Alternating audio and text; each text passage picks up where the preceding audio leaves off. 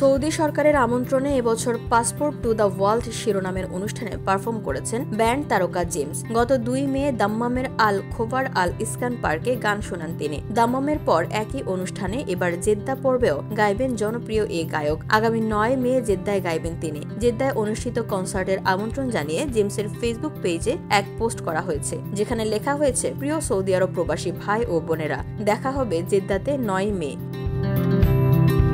এদিন জেমসের সঙ্গে আরও গাইবেন সঙ্গীত শিল্পী সাদিয়া মৌরি ও মৌমিতা বড়ুয়া। এছাড়া দাম্মামের আয়োজনে গাইতে না পারলেও 7 মে জেদ্দায় গান গাইবেন পরশিও। পরদিন 8 মে জেদ্দায় গান শোনাবেন সঙ্গীত শিল্পী ইমরান মাহমুদুল। জেদ্দার আগে দাম্মামে পাসপোর্ট টু দ্য ওয়ার্ল্ড অনুষ্ঠানে গান শুনিয়েছেন ইমরান। গত 2 মে দাম্মামে জেমসের গান শুনতে হাজির হয়েছিলেন লাখো প্রবাসী দর্শক। দেশটির বিভিন্ন শহরে থাকা বাংলাদেশিরা ভিড় করছিলেন কনসার্ট উপভোগ করতে। বিকেলের মধ্যেই কনসার্ট স্থলে জমায়েত হন লাখো মানুষ। সময় বাড়ার সঙ্গে বাড়তে থাকে দর্শক।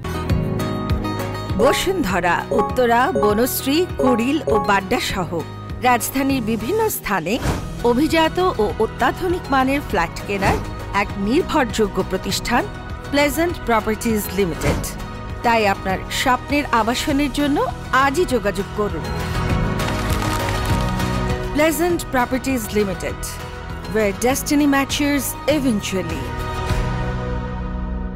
সন্ধ্যার পর স্টেজের স্ক্রিনে জেমসের নাম ভেসে উঠতেই আনন্দে মাতোয়ারা হয়ে ওঠেন দর্শকেরা। সবার চোখ স্টেজের দিকে, প্রত্যেকের হাতে মোবাইল ফোনের ক্যামেরা তাক করা। এমন সময় হাতে গিটার নিয়ে মঞ্চে ওঠেন জেমস। পরনে কালো টি শার্ট, ব্লু জিন্স, মাথায় গামছা। একে একে গেয়ে শোনান মা, আসবার কালে আসলাম একা, দুষ্টু ছেলের দল, ও বিজলি, বেদের মেয়ে জ্যোৎস্না, সুন্দরী তমা আমার, পাগলা হাওয়া, ভিগি ভিগি গানগুলো। তার গাওয়া প্রতিটি গানে উন্মাদনা ছড়িয়ে পড়ে উপস্থিত দর্শকদের মধ্যে।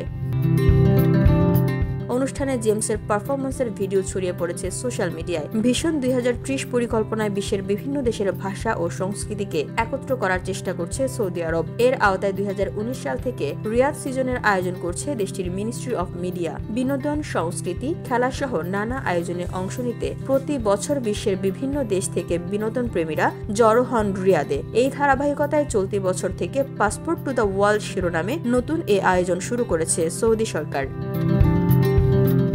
VOD Bangla news desk.